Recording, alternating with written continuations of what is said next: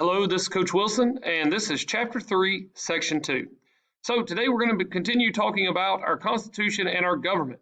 Today we want to talk about the three branches of government.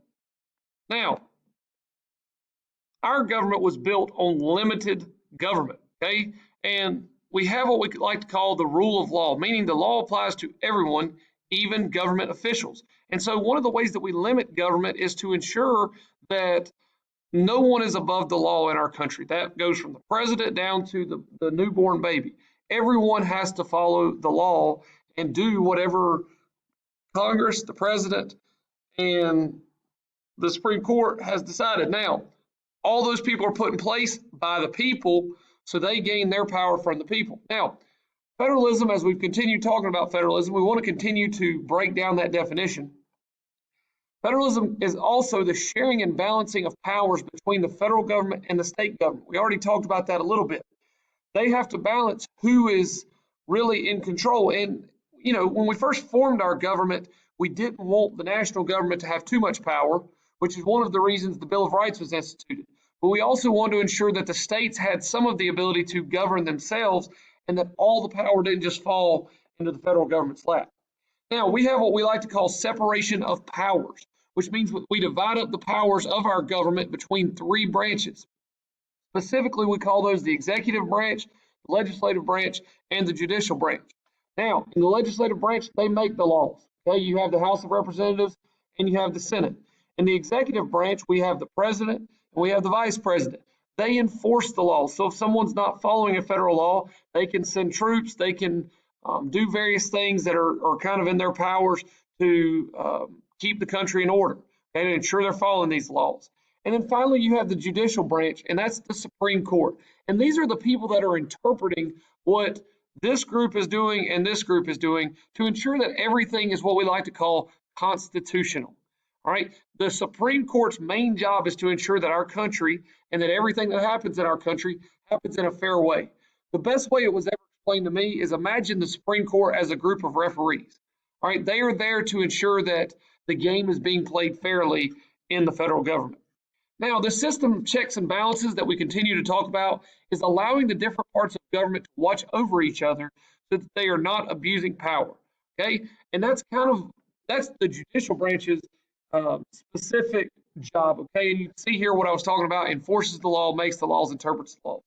Okay, but each branch utilizes its powers to keep the others in check. And the reason that we do that is to ensure that you never have a situation like they had in England prior to the Glorious Revolution, where the king was trying to basically overthrow Parliament and completely push Parliament out of the country to where he would have absolute power. Now, we talked about federalism, that there's also there's federal and state, but there's also local powers. These local powers govern specific things around specific communities. So, for example, schools, police, parks.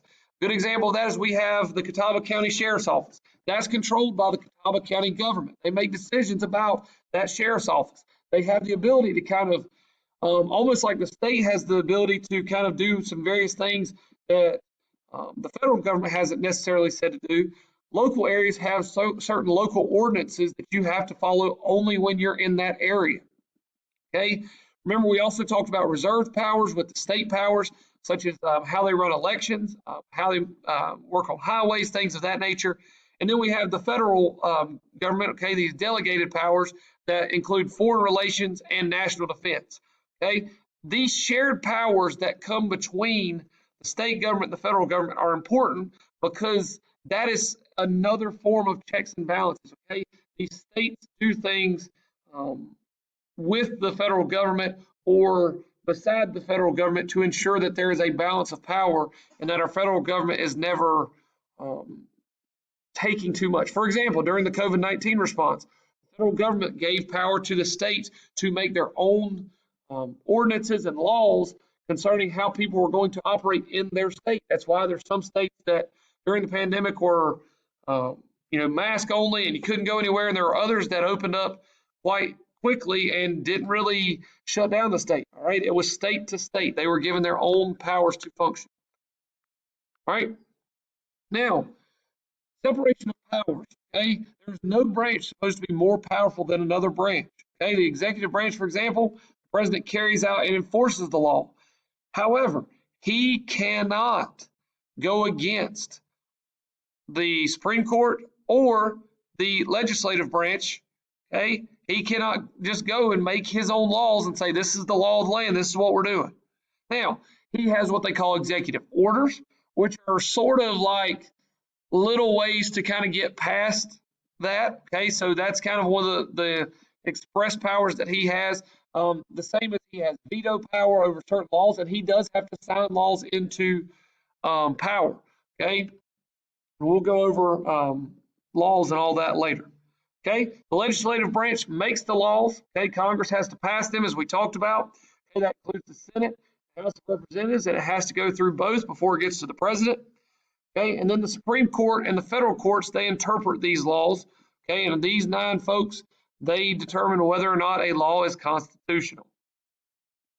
Now, in the system of checks and balances, each branch can keep the other 2 in check to make sure they are not abusing their power. In the executive branch, the president can veto acts passed by Congress, and he appoints federal judges. So, for example, in the Supreme Court, if too much power is given, whenever a Supreme Court seat becomes available, he can appoint a judge to ensure that they are not overstating their power, okay? Or that they're not overusing their power, and to keep a fair balance there.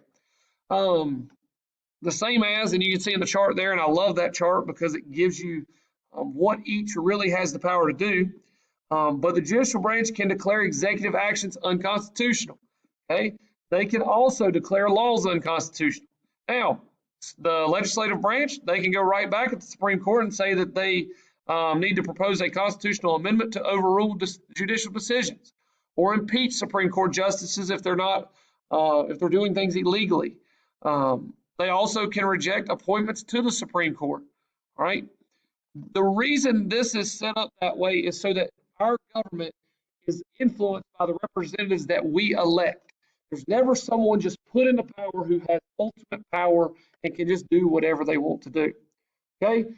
Here we have Congress can override a presidential veto with a 2/3 vote of the House and can impeach or remove the president and federal judges. As we've seen with Bill Clinton, Andrew Johnson, and President Trump, Congress has the ability to impeach them. That means that they can essentially look to remove them from office. However, there has to be a trial, and both the House and Senate have to agree on it in order to remove a president from office. However, this process of impeachment is another form of balance that we have in our government. Okay, and then the legislative branch also approves appointments. Now, the Supreme Court can declare laws passed by Congress unconstitutional, and this is known as judicial review. Okay, established in 1804 with Marbury versus Madison.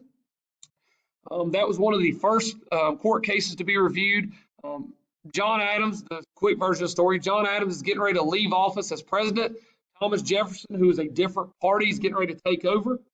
John Adams tried to write all these appointments to various judges who were going to be Federalists, the same party that he was a part of. And when Thomas Jefferson comes in, James Madison, his Secretary of State, refuses to give any of these judges their charges, okay? Like basically their appointments of, their actual jobs and giving them the power to go be a judge. They go to the Supreme Court and essentially declare that the law is unconstitutional. However, Jefferson ends up still letting some of these judges that were appointed have their judgeship. But that's one of those things that we'll talk about later when we talk about bipartisan work between different parties. Okay, they're working with each party. They try to approve laws that help both parties. Okay, but in this case, the Supreme Court reviews laws, whether they're constitutional or unconstitutional, and determines whether or not they should stay. Okay, that's all I have for you today. Please let me know if you're having any problems. If not, I'll talk to you soon.